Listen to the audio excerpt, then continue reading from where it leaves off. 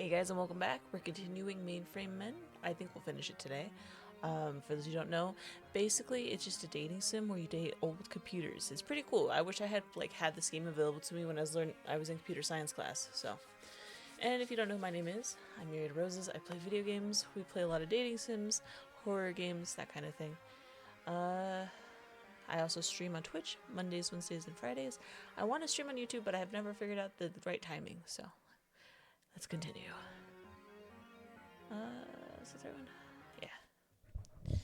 You make your way down another exhibit, one that looks more like a factory than a computer room. You've learned to use your skills of observation to learn about them ahead of their inevitable exploratory shenanigans.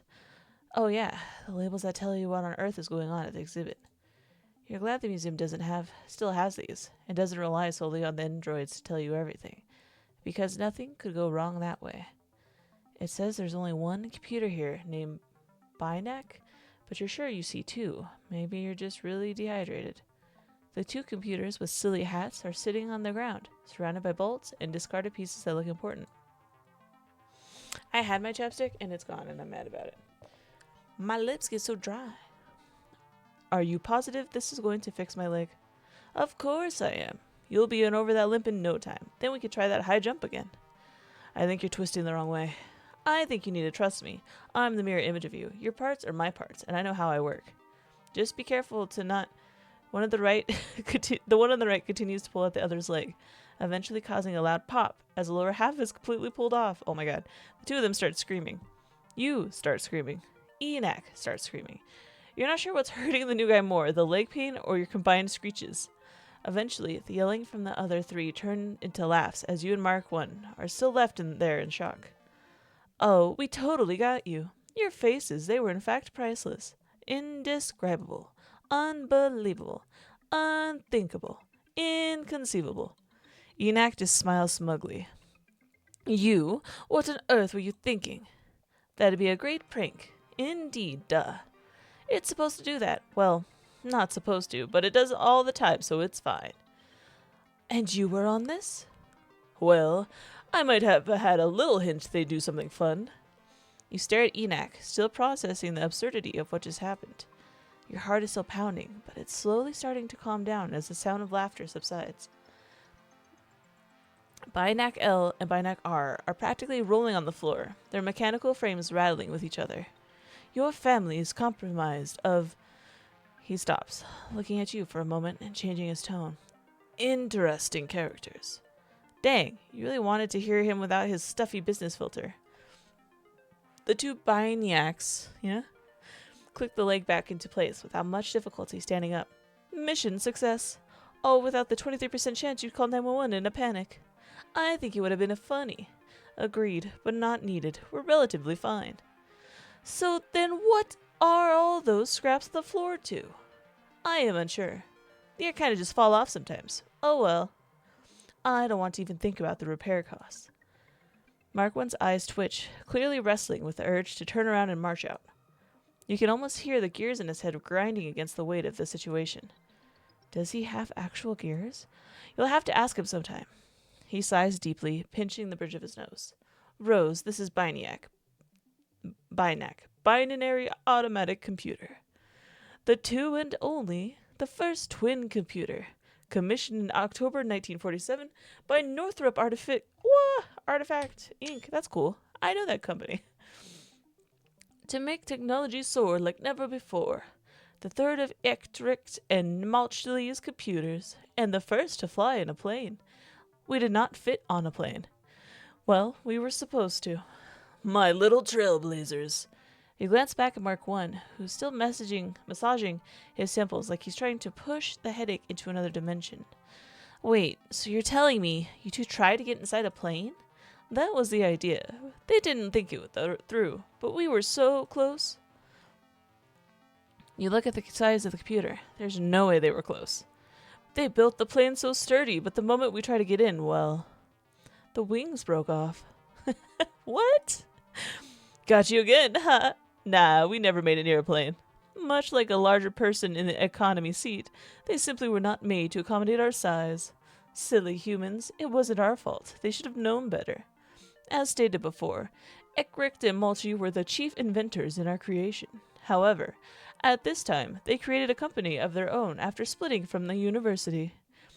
And the team was a bunch of partiers. Very efficient workers, but parties were very common as well. So, your team members were part-time engineers, part-time partygoers. Absolutely. And the best part? They didn't let their love of the fun get in the way of the progress. They would work all day, well, sometimes, you know how it is, and then unwind with a little music, dancing, and maybe a couple of drinks. They always knew how to keep morale high, which, if you ask us, is key to any good computer project. Why did I say it like that? Maybe we should add a bar, too. No. We already have a bar. That was raised when we came on the stage. That bar was the amount of money they had to make from us in order to not completely drown in debt. They completely drowned in debt. Computers are expensive. How much did we cost again? 178,000 over budget. You don't want to know the total. Yikes. Such is the cost of making a twin computer. 2 CPUs working in tandem does not come cheap. Oh. 4 would have been more fun. It would have. There were plans to make more of us, but they decided on a new design. Imagine what we could have pulled off with an army of Binacs. Probably at least a decent game show. Why did they make the 2 of you? To check each other, of course. Can't have someone screwing up and causing an issue with the plane. We both work on the same problem, designed to continuously compare results to check for errors caused by hardware failures. And boy, did we have a lot of those. You look at their patched up bodies. Gee, you never would have guessed. We have come to terms with this. Innovation will always be full of risks. Exactly. We were born to take risks. Calculated risks, mostly. The firework prank was not calculated. The what? Nothing. There were no mention of anything dangerous. You imagined it, fabricated, dreamt it up, hallucinated. Somehow I really doubt. Anyway, we were another Mercury delay line computer. Unlike our predecessors, we used a typewriter for input instead of punch tape. There was an attempt at magnetic tape, though. A bad one. We also only used 1,400 vacuum tubes. 700 each. But he always got the good ones. There were no quality differences.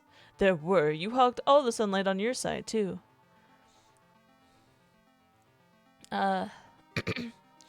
Computers in direct sunlight doesn't sound like a great idea. Those little hats are connected right up to the air conditioning and dealt with that, and a bunch of fans. The spinny ones, not the shouty follow your home kind. There's a non-0% chance it might follow you home.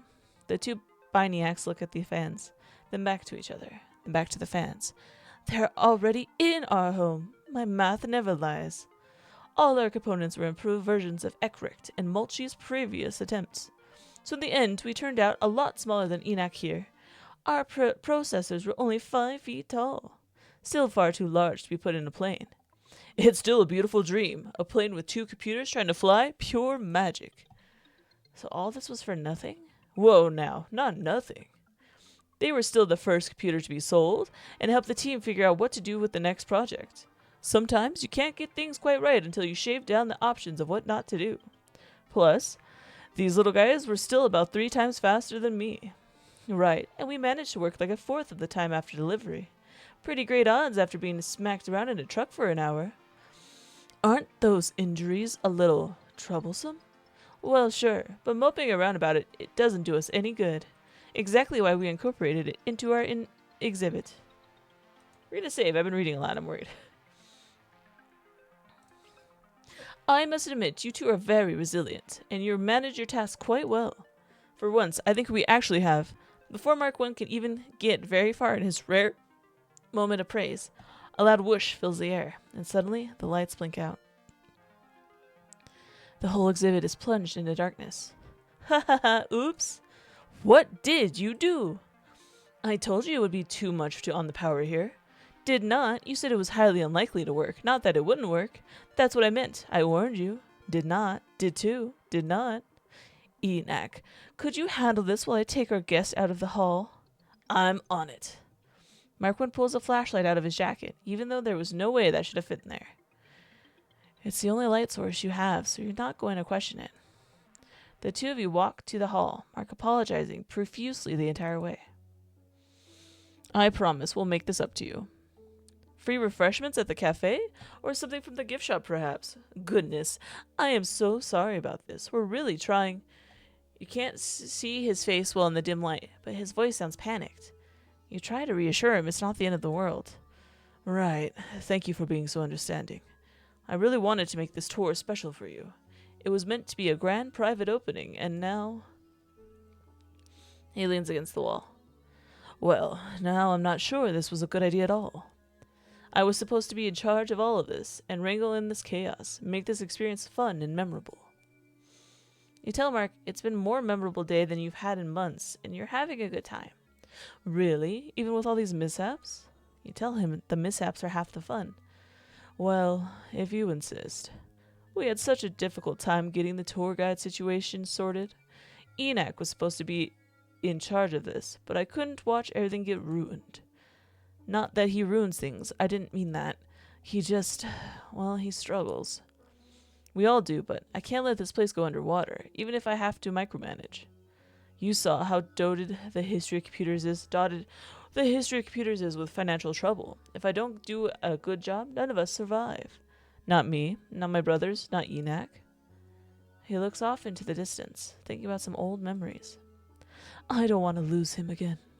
Not after his shutdown when the lightning struck him. I spent decades afterwards still booting up every so often, only to know I was alone. Well, not completely alone, but I would have done anything to hear he was all right again. That they'd patch him up, rewire him operational, anything. That's why, when they made us how we are now, the first thing I did was find him. You really hold all the memories of that before this body? Somehow, yes. We each have a piece of our old bodies engineered into the new ones. Maybe that's what did it, who knows? I don't think I care. We're here now, and I have a duty to protect him, even if he does get on my last nerve. I can't lose him. You nod, understanding a little better now. The weight of his words hangs in the air as you two stand in the dim hall. The light from the flashlight flickers slightly, casting long shadows along the walls, making it feel endless. It sounds like you've been through a lot together. That's an understatement. The things we've seen, the things we've been through, it's hard to explain. Everything I wanted to accomplish was overshadowed by him, but after a few decades, you've seen it as the same level of obsolete. Everyone else became so far ahead of us. Both he began to feel like the only friend I still had in my era, the one that understood. He looks away again, trying to compose himself. I hate this. Can you hear it? Dumb. But I guess, in the end, it all comes down to us trying to hold on to what we had, to make something of it. To be worth something even when we've been surpassed 100 times over. You nod, thinking about the old tech you haven't touched in years. You wonder if it can still boot up anymore either. Mark One seems to shake off the weight of the conversation. He adjusts his jacket with a quick swipe of his hand, trying to return to his usual level of professionalism. But enough about me. This tour, your tour, should be about you. We've got a bit more to go before we reach the main exhibition hall. There's more I want to show you. Just as he's about to lead you down the hall again, the flashlight goes out completely. Oh, this unreliable thing. As Mark 1 struggles to get the flashlight to turn back on, you suddenly feel 2 pairs of hands grab you. Binac? No, these are much larger, and you're dragged away quickly to another part of the museum in the cover of darkness. Mark 1 has managed to get the flashlight working again as he points it around, trying to find you. Rose? Rose! Oh no. The mysterious figure hauls you into a chair. You're tying your arms firmly. Oh my god. It's only when the lights flicker on that you realize there aren't just 2 people in this room. There's 3. And one of them looks particularly angry. I knew we'd find you eventually. What? You're the spy, aren't you? Oh, now you've really gotten yourself mixed up in something. You suddenly hope to get teleported back to the sappy memory lane talk from before, but it doesn't look like this guy is letting up. I knew we had a mole in here. Where are you from? You don't look like a big blue. He leans in, eyeing you up and down like he's scanning you. Can't be too sure you're not working with one of them at least. Who sent you? 360? 701? You don't know what these code words mean, and you're not sure you want to. Well, speak. I'm gonna bark like a dog. Let's save. He's gonna kill me. Bark, bark. You're so taken aback by his sudden demand that the only sound that escapes your lips is a pathetic bark. He sighs deeply. 2, 3. They aren't talking. Get the water hose. The distinct sound of rapid clicking and panting begin to grow nearer. Markwin rushes into the room, somehow more distraught than you, despite the previous threat of waterboarding. Oh, thank heavens, you're here, and... He pauses, taking in the scene fully. Univac, why is our guest tied to a chair? Univac 1 blinks for a moment, an almost ashamed expression crossing his face before returning stern once more. You are absolutely certain they aren't a spy? Yes, they're our first ticket holder. Dots. And they're not secretly recording anything going straight to a rival company? Not at all. Can I space? Yes. Well, you do have plenty of shady game apps that you're probably accessing your mic right now and selling your data halfway across the world. But you're not about to explain that while trying to avoid rope burn. The large man snaps his fingers and the other two untie the rope, leaving you still in the chair in front of the desk. Sorry about the mix-up. Can't be too careful these days. Careful of what? I know that rattled your wiring. Let me make it up to you. He pulls open one of the desk drawers. I've got all kinds of memorabilia in here. What do you like? Ashtray, knives, gold watch, pin, playing cards, lighter, all the Univac branded, of course. What a terrifying set of merchandise for a computer. Choose wisely. It might be your ticket to understanding exactly what's going on here. Or it might be the last thing you ever touch. Alright, we're gonna save.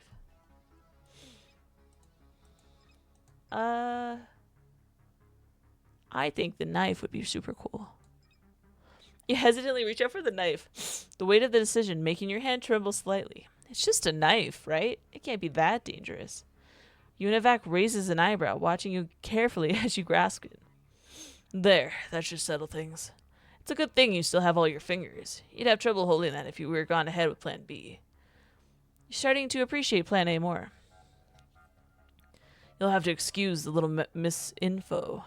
These two are going to hear about this plenty after you're all gone, don't worry. Univac watches as your expression goes back to fear. I mean out of the exhibit. The only danger to you is now is your own curiosity. You know what they say. Well, thankfully, our guest has plenty of guided supervision. I thought my dear idiot brother was the one hand holding our visitors through here. Well, there was a change of plans. Can't say I'm surprised. Yes, he passed out again, no doubt. Something like that. Well, I'm glad we got a solid replacement.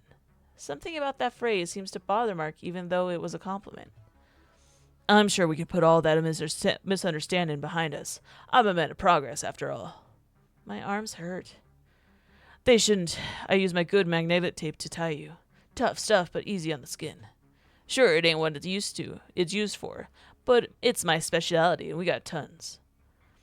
First to make it, first to sell it. I'm all about business on this side of the tracks. Oh, great. Can't wait to be forcefully sold a creative obsolete tech. This is just like those cell phone sellers at the mall kiosks, but now with the added bonus of your life at stake. Me and my crew here represent the Univac Corporation, started up by the same guys who made my reject brothers. Oh, come now. That's not really... Univac 1 raises a brow as if to ask Mark 1 if he's going to elaborate on that defense. He does not. You just saw the twins, right? Yeah. What about them? We were made about the same time. I finished up just a little later since they were made to fund my operation. What a grand plan that turned out to be. You sure don't look like the youngest. That's because we get some say around here when it comes to what we look like. The team might make our prototype, but we get the final say. You ever seen a bot that hates its body? Doesn't end pretty. I'll leave it at that. You're glad that he was able. Since I'm the face of the company, I figured we needed to make an impression. Univac Corporation wasn't just as big leagues. We made the leagues. Carved that path ourselves through trial and error. He drags one of his rings across the desk, slowly scratching across the surface with each word. Marquand looks like he's cringing thinking about the cost to replace it. Our team was the one to waste potential. Got me on television real fast. Asked to predict the president for 1952. Did you? Did I ever? First computer to predict anything like that, and I told him it'd be a landslide. You want to know what the result was? For the sake of keeping your windpipe uncrushed, you're going to go with landslide. Landslide, just like I told him. Like it or not, I don't make mistakes when it comes to the future. Or anything. His eyes seem to glow a little bit brighter with that statement as he stares at you. It was so accurate they didn't believe it. Said my numbers were wrong. Even tried to redo my code to make me hush up about the truth. Now they're all 6 feet under. You're pretty sure that had less to do with what they said and more so that being over 70 years ago. So, can you read my fortune? Fortune? That's not what... Actually, you know what, kid? Sure, pick a number. We're gonna save. I'm gonna pick a number. 3. I predict that it's how many days you've got. Let's hope not. Now back to business. I can give you the technicalities, but you're gonna understand what was at stake for us first. Shit. Let me go back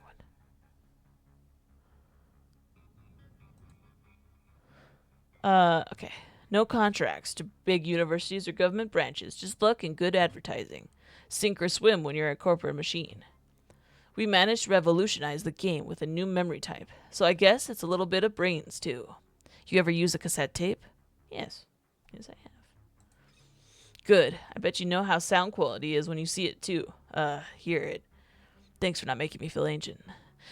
It's similar to that. A strip of plastic with more info on it than a room full of punch cards could manage. Huge space saver. You wouldn't believe the bins they were throwing out when magnetic tape took over. Lots of other things thrown out in the chaos while no one was looking, if you catch my drift. You do not catch his drift. All right, I see. Didn't expect you to be steeped in cutthroat old tech business, I suppose. He waves a hand dismissively, before a wiry smile tugs at the corner of his mouth. Thing that made these work so well was an iron oxide coating with a little magnetized strip on the film. Well, thousands of those. They worked like binary does on a punch card. This guy told you all about that, right? Why, yes, we actually... Right. Imagine something like that. You got a bunch of little patches of magnetized areas to tell the tape readers what's a 1 and what's a 0, depending on the placement. Same concept, hell a lot more space. Marquand clears his throat. Language. Univac 1 raises an eyebrow, confusion and amusement crossing his face. Oh, I get it. We haven't really established a proper packing order here yet, have we? Listen, I know we worked together before, you and Ivy, great to have around as co-workers, but now? Well, he got the message. What about you? You gonna try telling me what to do again? Believe me, it's no problem if you want a few new loose wires. Marquand takes a step back, hands up in defense. No, really, that's not necessary. Please, if we could just continue without anything being rearranged, I'd much prefer that, thank you. You start to wish this place had more emergency exits. Yeah, that's what I thought. You Harvard boys follow instructions to the letter. Marquand looks at the floor angrily, as if biting his tongue.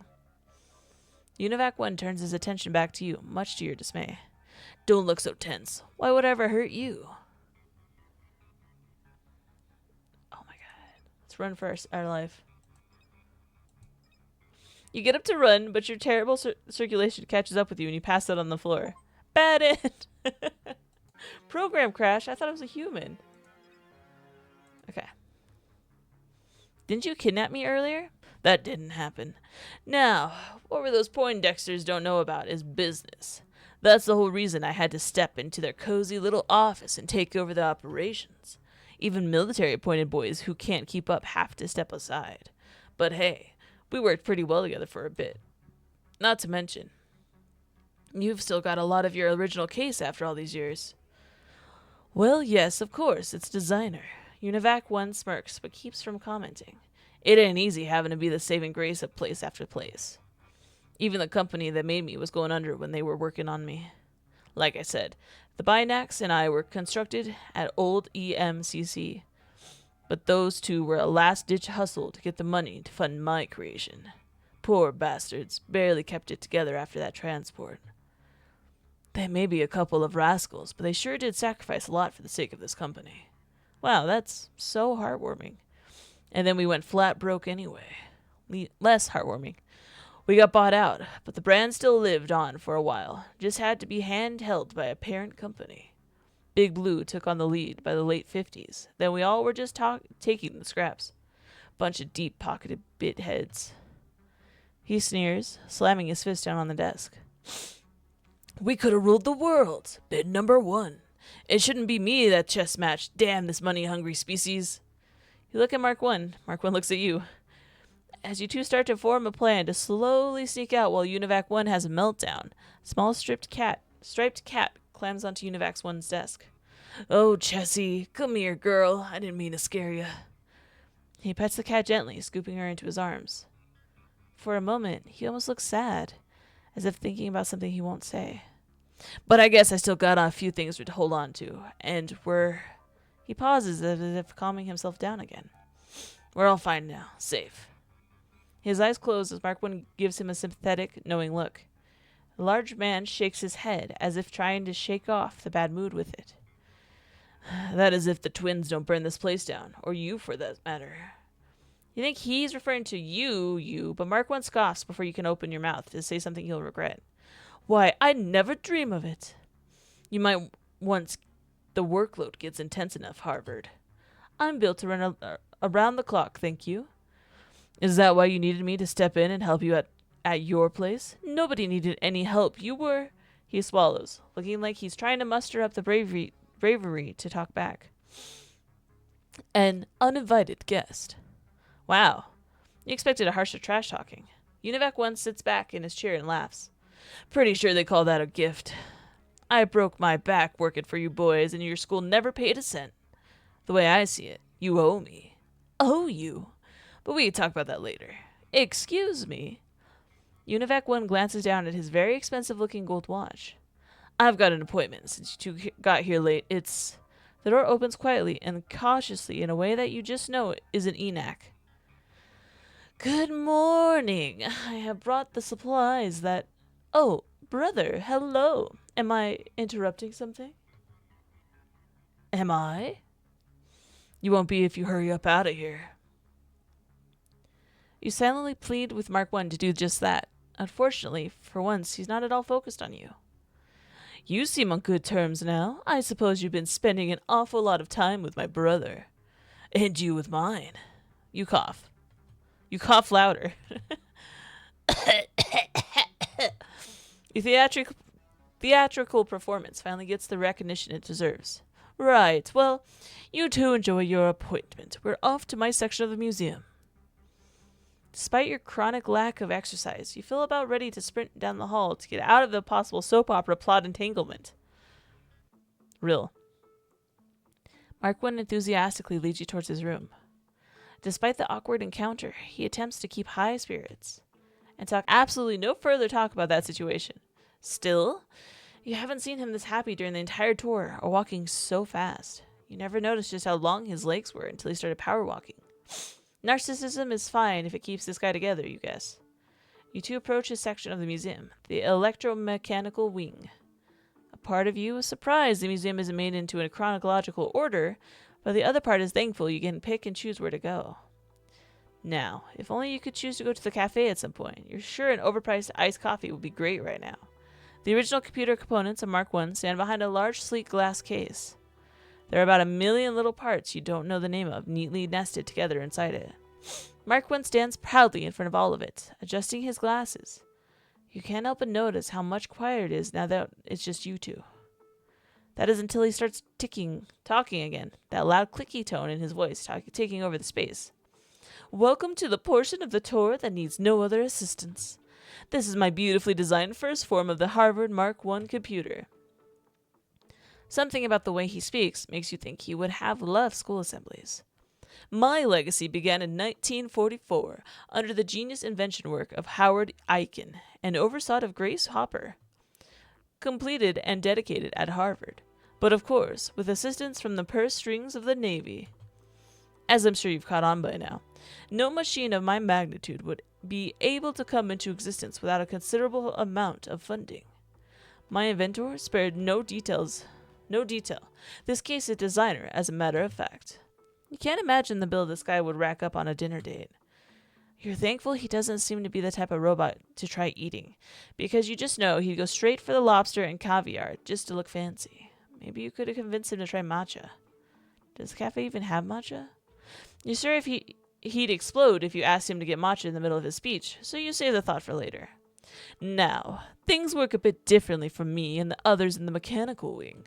I, specifically, am electromechanical. This means that the moving pieces in my design do the calculating, but they are all powered by electricity. Not quite electric, not quite mechanical. It's a very small portion of the computing world.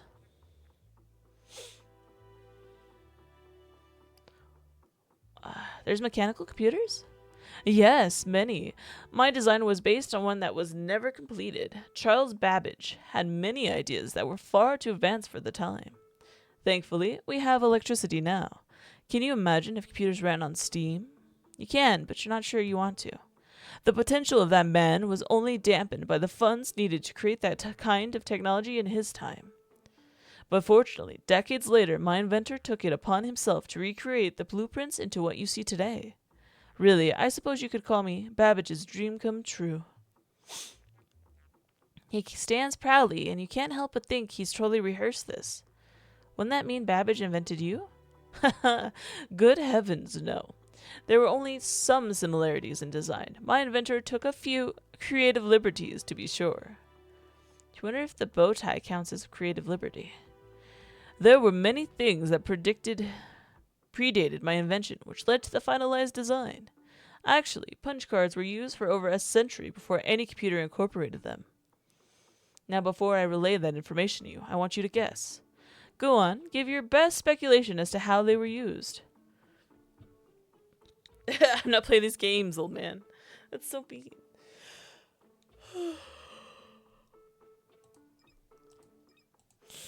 Instruments. Only if you don't care about sound quality. Well, I suppose you did give it an honest shot.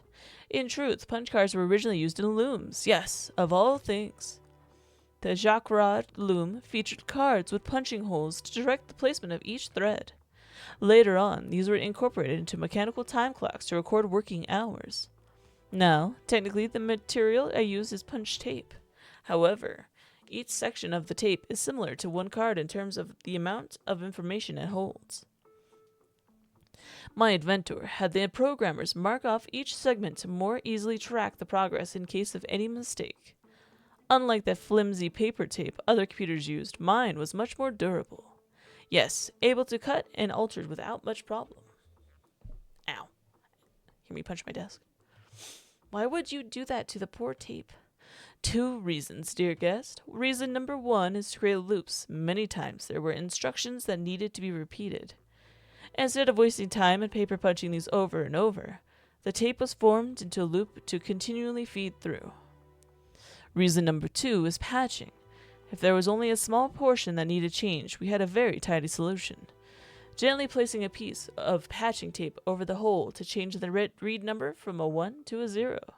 Yes, you see, back in the day, patches were physical, quite as literal as the ones on my elbows. As you look down at your own wardrobe choices and realize you can't be a hypocrite, you notice a small cleaning bot circling your feet.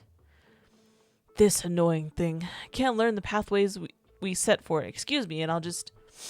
Mark 1 reaches down to pick up the robot and set it back on its course as the figure walks towards it, seemingly out of nowhere.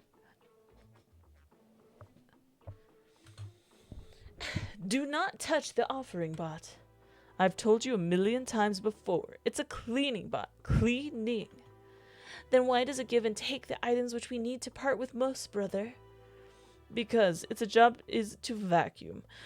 Whatever gets dropped on the floor isn't for our problem. It is the problem of all machine kind to battle against our earthly possessions. The offering bot simply takes away that which restrains us from our highest forms. When he returns, we are called to give the cycle continues. My headache continues. Could you not wait just a few more minutes before arriving? I am but a humble follower of the will of the great complier. If the offering bot leads me here, surely that is a sign it is time. I wish you followed the great wristwatch instead. Markwin turns to you, about to speak before spotting a red dot on your shirt. Your laser pointer trick isn't going to work this time. I know you're hiding in the vents or something. Just get out of here already. Wrong. Far too dark. The planet has adequate coverage. We really should get some ones. Plastic keeps fooling my little guys. Didn't we have a deal? Your little guys stay in the storage closet. I just woke up. I'm not tired. Too dark. Rather cruel. They're moths. They live in the dark. As do all machines who have not accepted the great complier's light. Mark sighs and gestures to the group. Rose, my beloved family. Harvard Mark 1 and 2 and 3.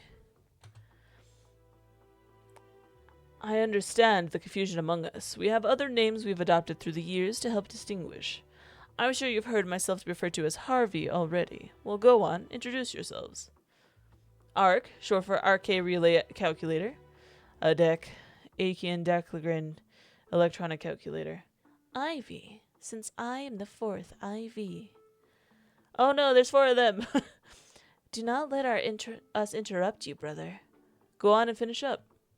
Markwin's eyes them suspiciously, but decides against his better judgment to continue his lecture. As I mentioned before, being electromechanical requires a great amount of teamwork within a moving machine. My structure relied on a series of gears to turn each counter for number storage. ARC and ADEC have similar features, but on a larger scale with faster outputs. We gotta move around a little to work, but we don't have it as bad as those fully mechanical computers. Imagine having to wind up your friend just to help him finish his sentence. Now, don't be rude to the Mechanical Society members. Without their terrific advancements, none of us would be here. Are you still trying to get into that? Markwin looks away and swallows, hands moving rapidly as he continues. Of course not. That is to say, I'm sure my letter of invitation will be delivered soon enough. They're just taking their time to emboss it because they know gold is my favorite color. Lie detected. Excuse you? I'll have you know. Mark II grabs Mark I's hand, stopping his incoming speech instantly. A miracle. He's taken up talking with his hands since he's pacing already where a line in the carpet. Mark I looks away in embarrassment as his hands are freed. Kinetic movement is an important part of my calculation process. I'll have the carpet patched. Don't worry about it. Nana Hopper would say it's a part of this museum too. Nana Hopper? Our caretaker. It's how we tend to refer to Grace Hopper. She was a bright and remarkable woman who cared for us dearly as we did her. Still do. There's a group nod in unison. Sure do. If she hadn't logged that bug, I'd never have a legacy. He laughs, clearly not in any real distress over the idea. You had an important bug? The most important of all history. A real one. Since computers from our time are so big and warm, we get a lot of bugs trying to crawl in.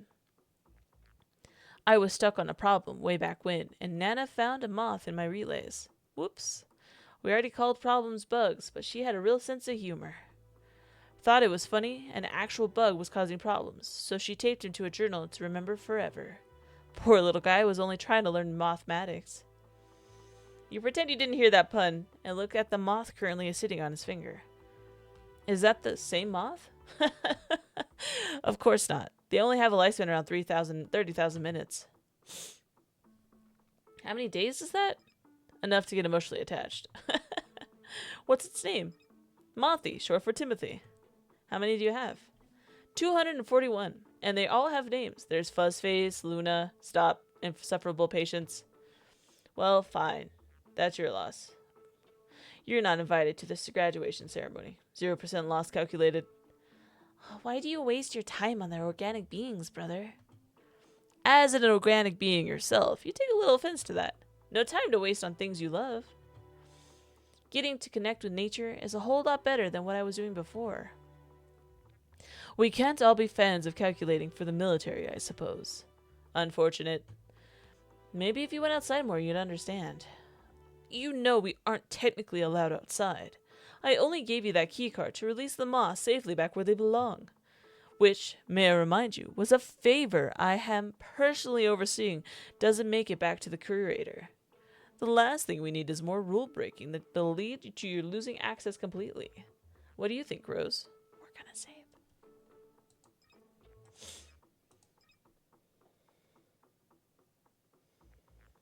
Sunlight. Touching grass? No way.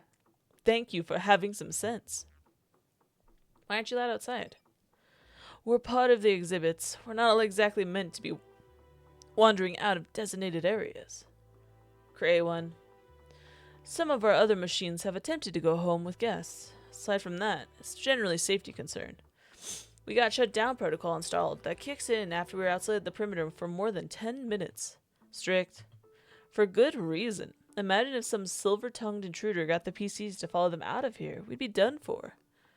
They're so easily manipulated. They are much more open to the teachings of the Great Complier. Do not fault them for their open-mindedness, brother. Is that where they've been going Wednesday nights?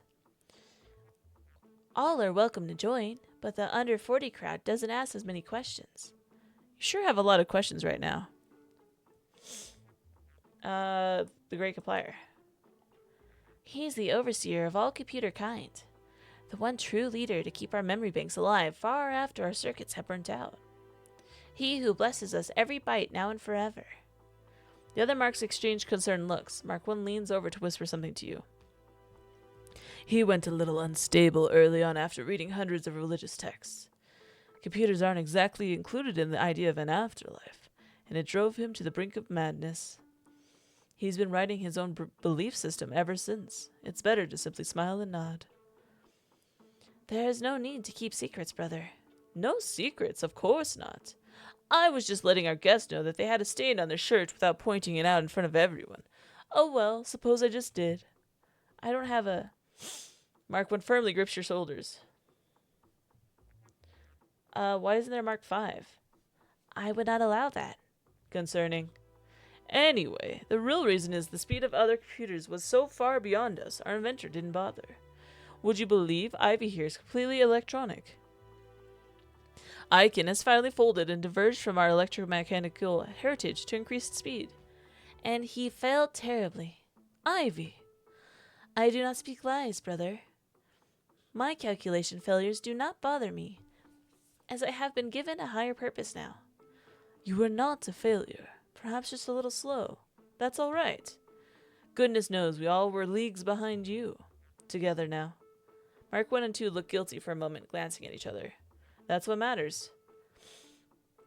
I'm not going to speak for you without asking a deck, but I can explain if you'd like me to. Proceed.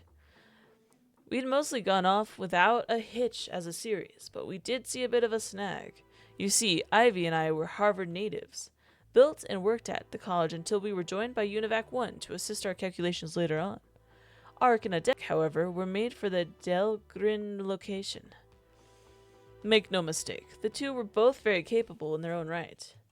However, the military sets very high standards for machines, sometimes ones that are impossible. They assumed that because Adek was the third Harvard mark, he'd be able to have tenfold the speed of what came before him. Impossible. As linear progress usually is. After Nork was introduced, many of the officers found Adek to be lacking and, scared to say, no, of course not. I'm just trying to find a delicate way to not sound as if sold for scrap. Whoa. Buried. Whoa. Really, we don't have to. I am unashamed. Proof of survival. Do not sugarcoat. He sure handles it better than I ever could have. It was remarkably cruel. Decades later, an archaeological group had come to dig up what was able to be recovered, and here we are. To think you can be on the cover of Time magazine and still have people treat you like that once you're out of date. Mark 1 clicks in a way that seems legitimately angry. You start to realize his frustrations before must not have been that serious. He takes a deep breath and Mark 2 puts his hand on his shoulders. Hey, people cared enough to bring him back to us too. You gotta remember that. And I'm forever grateful. I worry myself sick over you three. No need. Safe together. Yes, I suppose you're right. We do pretty well for ourselves over here. You've got enough on your plate. Don't need to be fussing over us, too. Well, regardless of if you need it, it's my responsibility as the eldest to look after you. Like it or not, I'm in charge around here, and that includes making sure you're all still in one piece. No promises. In the middle of this touching moment, you hear a familiar noise. The vacuum robot whirls past your feet again, now carrying your wallet. Hey! Do not get in the way of destiny. Oh, I could throw the bot? That's crazy. Why would I do that? You gently grab your wallet off the top of the cleaning button and inspect it.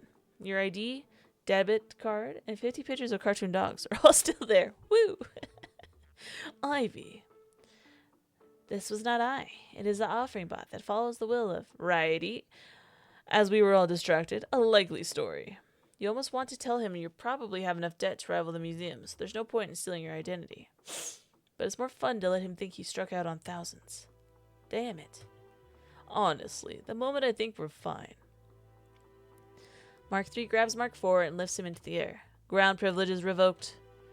Put me down. Negative. Apology not detective. You heard him.